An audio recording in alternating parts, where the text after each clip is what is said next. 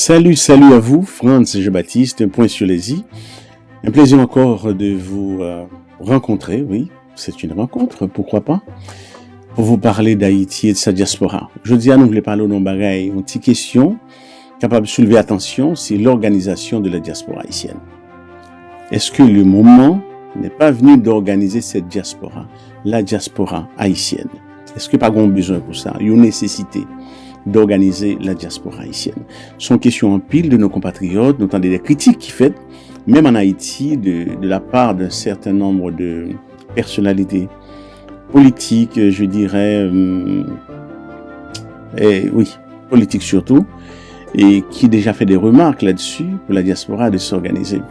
Alors, ça nous, les diasporas, bon, on nous connaît déjà, c'est tout pays dans le monde là, et généralement, il y a une diaspora. On peut le pays dans le monde là, une diaspora, quelque part. Alors, c'est une partie d'un peuple, d'une nation, d'un État, une partie qui s'éparpille à travers le monde. C'est ça constitué, en gros, diaspora pays. On est capable de remarquer aux États-Unis, il y a plus de 300 langues qui se parlent dans ce pays tous les jours. Donc, ce qui fait que tous les pays du monde ont une graine pied dans les États-Unis. On va comprendre ça. Donc, ce qui fait que c'est un vrai pays, c'est un vrai... Comment mon Dieu dit ça? Je ne vais pas dire comme ça. Mais c'est un pays qui a une capacité pour réunir des gens et sous le même drapeau, c'est-à-dire que permettre à ces mêmes personnes-là de partager le même sentiment d'appartenance à cette nation, en dehors du fait que nous avons des particularités les uns les autres.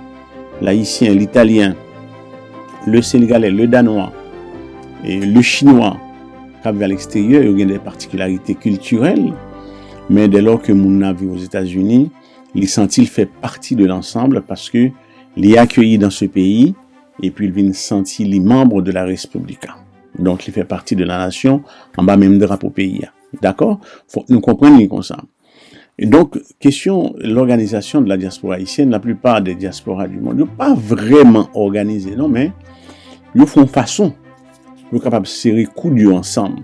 Ils font façon, ils sont capables de serrer coudes ensemble, ils sont capables d'arriver à faire des explosions.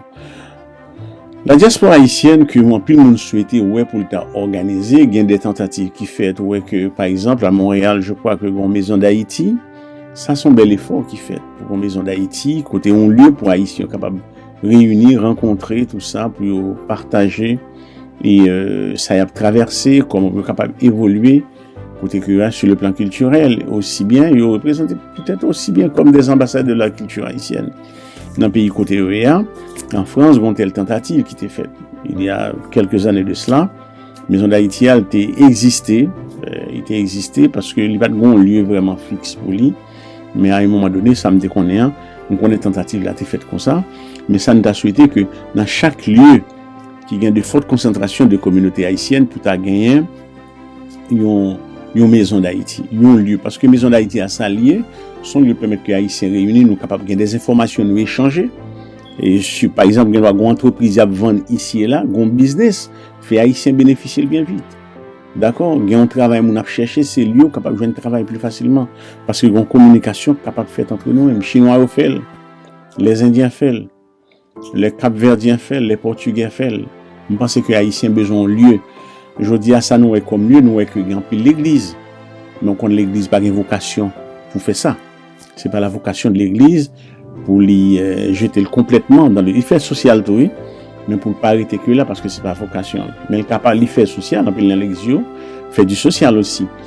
Mais nous pensons que pour nos communautés, il y a besoin, chaque côté qui a de fortes concentrations de communautés haïtiennes, il y a besoin d'une maison d'Haïti, comme un lieu de référence, et côté que est capable, même sur le plan touristique, informer des étrangers qui ont besoin à l'Haïti, que nous connaissons que le consulat n'est pas toujours en mesure pour remplir ces fonctions-là.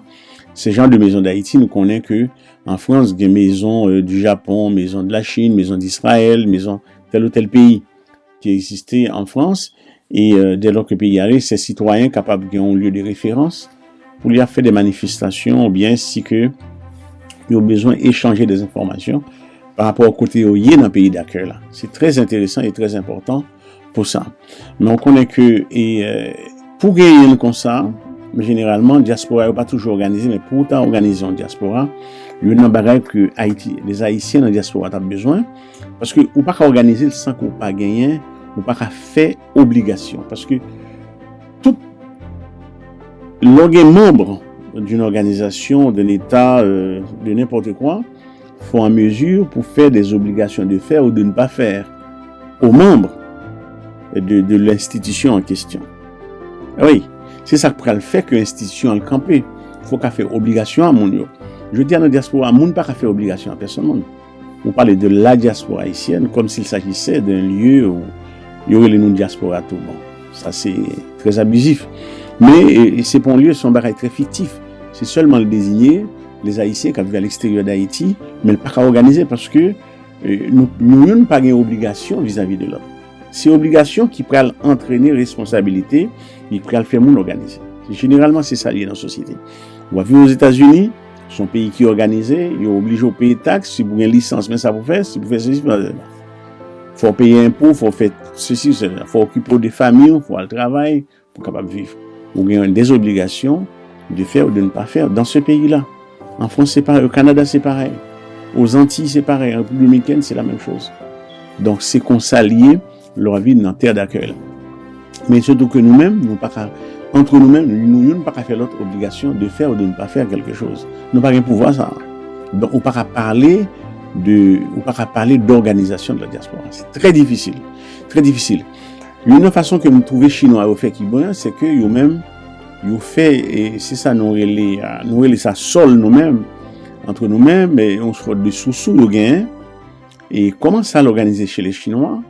C'est-à-dire que, mais ils respectent l'autre tour, hein. Ils sont très sérieux, très sévères en même temps. Si que la première des choses qu'on est généralement, ils ont fait business, ça, c'est ce qui est très bien. Parce que ça, Haïtien, pas tellement gain ça là qu'ailleurs. Nous pas gagné le groupe, le business, nous gagnons un gros en pile pour organisation, machin chouette, nous fait organisation côté de passer, nous tombe à faire organisation. Mais ça, nous avons besoin de faire entreprise pour nous créer, au lieu pour nous faire des organisations. C'est pas organisation, nous ne pouvons pas aller nulle part avec lui. Donc, on va faire organisation pour nous faire des organisations culturelles, faire des petites choses. Alors, quoi qu'il y ait des organisations haïtiennes qui ne sont pas mal, mais on n'a pas besoin que ça. Nous avons besoin des entreprises haïtiennes, comme nous, des compatriotes qui ont présenté dans les réseaux sociaux là, ils ont acheté un Auchan à Sarcelles. Ça nous félicite, moun sa yo. Auchan, c'est l'équivalent de Stop and Shop. Aux États-Unis, Market Basket, les gens de Barreil ça yo. Très grand store. Magasin pour capable vendre des produits alimentaires, surtout si ça nous connaît qu'on va à Auchan. Nous par contre, s'il diversifie aujourd'hui. Donc, c'est comme ça. Alors, pour capable gagner une diaspora organisée, il faut avoir une obligation de faire ou de ne pas faire les uns vis-à-vis des autres, mais nous pas gagner. Alors, meilleure façon, même j'ai été fait en Europe, les Européens, lorsque les pays européens, notamment l'Europe de l'Ouest, donc on a cassé figure l'une à l'autre, à bataille tout le temps. L'Allemagne, les belligérants comme l'Allemagne, l'Angleterre, et la France, l'Italie, ils ont toujours à fight tout le temps entre eux-mêmes. Donc, ils étaient venus de mon côté, après la Seconde Guerre mondiale, ils ont dit, nous ne pouvons pas continuer encore. Il faut nous mettre tête ensemble. D'accord? Ainsi bien que, capable de un certain nombre de grands en Europe, dont Jean Monnet, je crois, et d'autres, ont mis tête ensemble, ils ont dit, nous construit l'Europe. Donc, ils viennent mettre l'Europe sur pied, donc ils viennent créer la communauté économique avant la CECA, la communauté économique européenne du charbon et de l'acier. 1950, après 1951. 1957, la communauté économique européenne, avant que vienne tomber aujourd'hui dans l'Union européenne.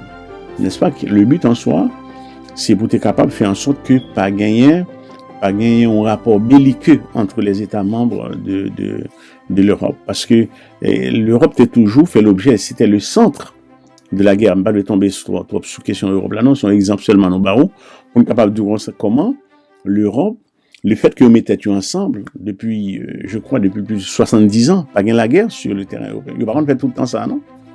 Bagarre entre eux-mêmes. Bagarre, ils ont frappé avec l'autre en Europe. Donc, depuis plus de 70 ans là, ils n'ont pas fait rien, pas gain la guerre entre eux-mêmes.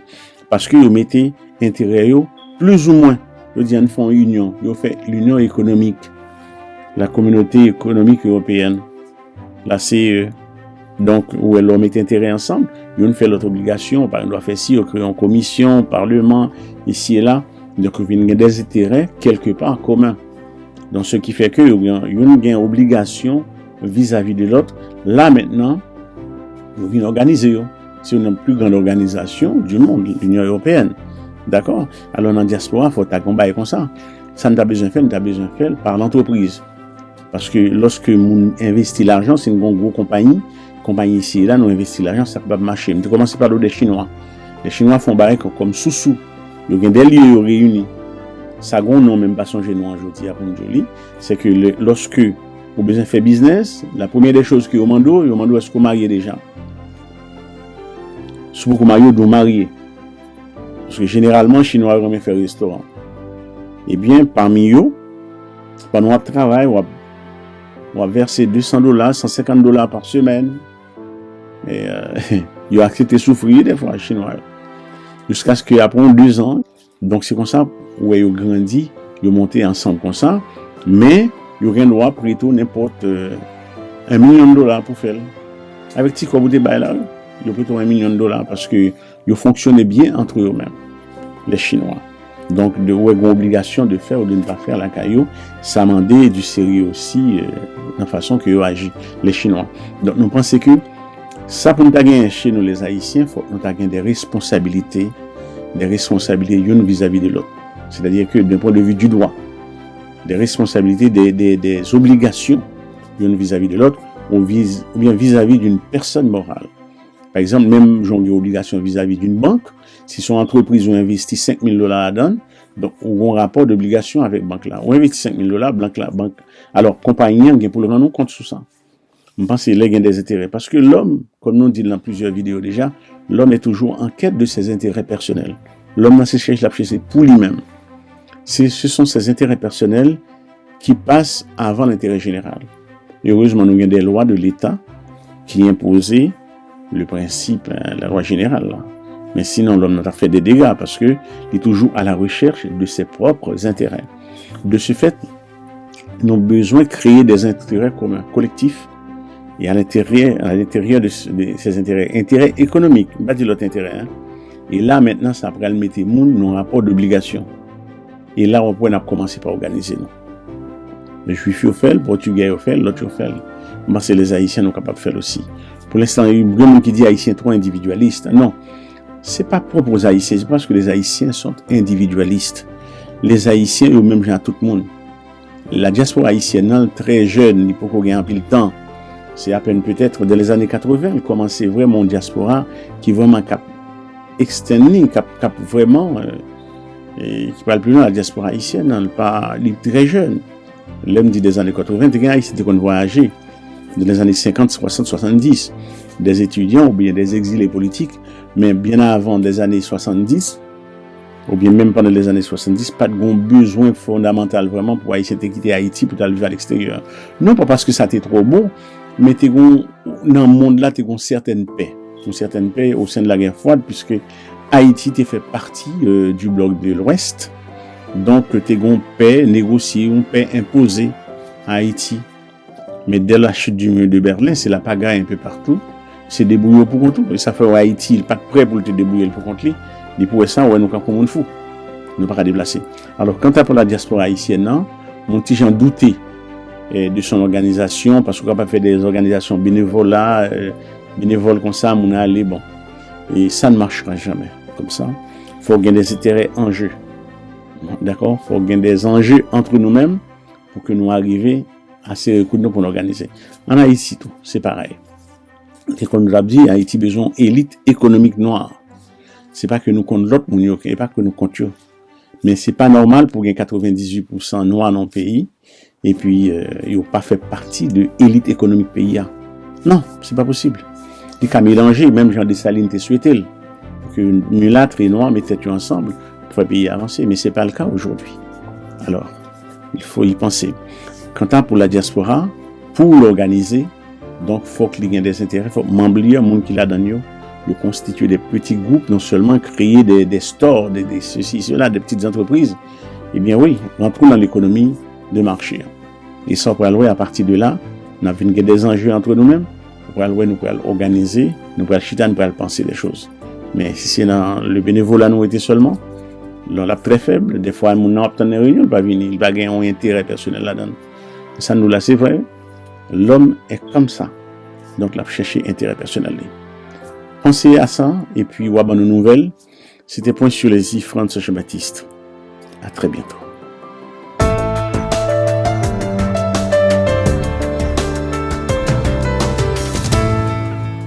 Diaspora Marthe, Point sur les i.